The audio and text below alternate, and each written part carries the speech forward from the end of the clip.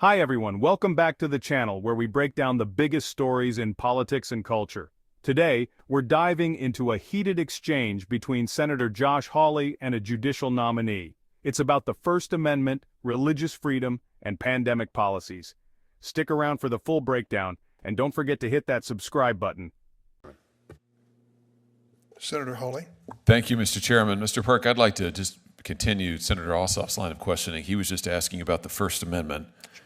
You said that you had a number of cases on the speech side of the First Amendment as Solicitor General. Is that right?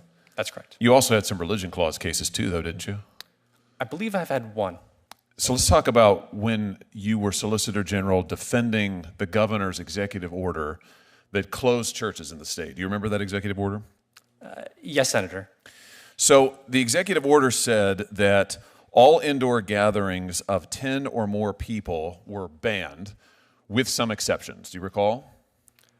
I believe it said that there was no limits on outdoor gatherings, and if it was not possible to have an outdoor gathering, then you could have it inside with 10 people. Okay, so if it's 10 or more people, you can't have it indoors unless it is impossible. Here's what you told the court. Here's who you told the court would absolutely have to be able to meet indoors and function indoors, regardless of the governor's executive order. Airports, buses, train terminals, medical facilities, shopping centers, Walmart, Lowe's, and other retail businesses of all kinds. At the same time, you told the court churches should be closed. Churches should have to meet outside or just not meet at all. Why is that? Why is it that Lowe's and Walmart, they absolutely have to be open? They're essential. Churches, good luck to you. Well, Senator, of course, I didn't design that policy. I was a lawyer defending a client. But didn't you? I thought that you were the Solicitor General making these arguments.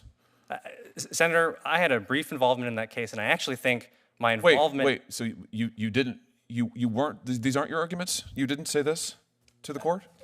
Senator, I never filed a brief. So what happened is the complaint was filed, and before you weren't Solicitor General defending the executive order at the time.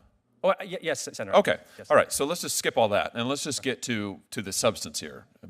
You were the Solicitor General. You defended it. You made the arguments. So why is it that Walmart and Lowe's can be open, but churches had to be closed? Senator, I think that if you study that case, I've read the case. I have it right here. The procedural history, you'll see that it actually reflects my respect for religious liberty. So at that time, in May of 2020, the prevailing law was Chief Justice Why is it respectful to close churches but not to close Walmart and Lowe's? Listen, I got nothing against Walmart and Lowe's. I like those stores fine. I was at both of them last weekend. But I was also in church last weekend.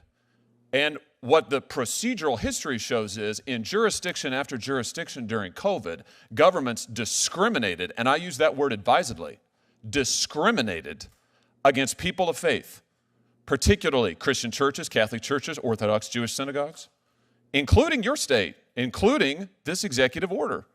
I want to know why. Why was it that you argued that churches ought to be closed but Lowe's could be open? Explain that to me.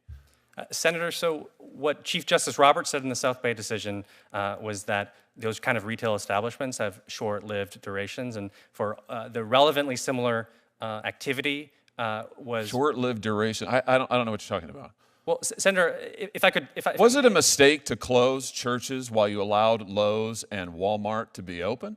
So that is what the Supreme Court held about a year later, and the point I'm trying to make. I'm asking you, yes. Was it a mistake for you to argue to this court that it was fine to close these churches, but Lowe's and Walmart could be open? Do you regret it?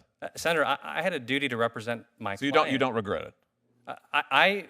You have the benefit of retrospect now. Do you regret it? Senator, I don't think it would be appropriate for me to criticize the policy decisions that I was asked to defend. You have no problem with it. Here's what else you told the court. You also told the court that if a church raised an objection to this, if the church said, no, we think we need to meet indoors, who did they have to answer to? They had to explain themselves to the sheriff or local law enforcement, the cops. And the cops would then make a determination about the church's theology. Do you remember that? Do you remember that? Yes, Senator. Yeah. And so do you remember what the court said about that? So the court enjoined the governor's order in that The respect. court says this court has grave concerns about how that answer, your answer, comports with the free exercise clause. Then the court went on to say that, yeah, you couldn't enforce the law. Why not? The government cannot treat, I'm quoting, cannot treat religious worship as a world apart from non-religious activities with no good, or more importantly, no constitutional explanation. What do you have to say about that? Senator, after that TRO order was entered, in consultation with my client, we chose not to appeal Yeah, after you lost. At a time when it was abundantly clear that we would have prevailed on appeal, because the prevailing law at the time was Chief Justice Roberts' concurrence in South Bay. And so I actually think that that reflects... Well, so you were doing, you're saying that you really were doing churches a favor by making these arguments for them, by shutting them down, while Lowe's and Walmart and bars and who knows what else were all open? Well, Senator, I didn't design that policy. You defended it, and you just sat here and told me you don't have any regrets about it. Here's the deal. I've seen a parade of people sit in your seat who did the same thing, the same exact thing. Our respect for our rights, our constitutional rights, our civil liberties, they're not tested when it's easy. They're tested when it's hard. After 9/11, we found out who really believed in civil liberties and who didn't. In the COVID era, we found out who believed in the right to free exercise and who didn't. And it looks like you didn't. And now you were in good company. There were a lot of people just like you who did what you did, who discriminated against churches, who defended it and said, well, it's a necessity. It's a necessity. But what that tells me is when push comes to shove, you think the First Amendment is optional. It's not optional.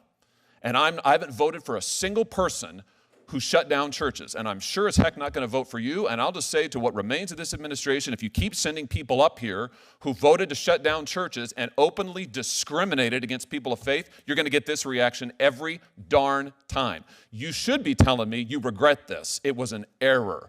It was unconstitutional. You shouldn't have made those arguments. In retrospect, you regret it. That would be the answer you should have given. You didn't, and you will not have my vote. Mr. Park, would you like to complete an answer to any of those questions? Thank you, Chair Durbin. What I was trying to explain is that I was invited by the court to defend the governor's order less than 24 hours after the complaint was filed at a TRO hearing. I never filed a brief. We filed a declaration from the chief medical officer for the state. I did my duty to appear at the TRO hearing and advocate for my client's interests.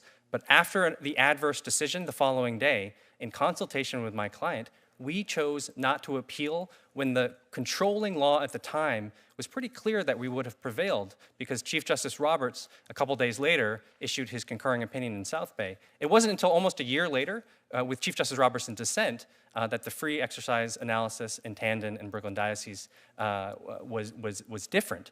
And that's why, at that time, there were about 35 states, including, by my understanding, about 15 states with Republican governors, that had similar or more restrictive limitations on group congregate worship. But we chose, and the governor chose, to issue a new executive order, to not appeal, and to exempt all religious activity from the limitations. Thank you, Mr. Park. Senator Hirono. Thank you, Mr. Chairman. Congratulations, Mr. Park.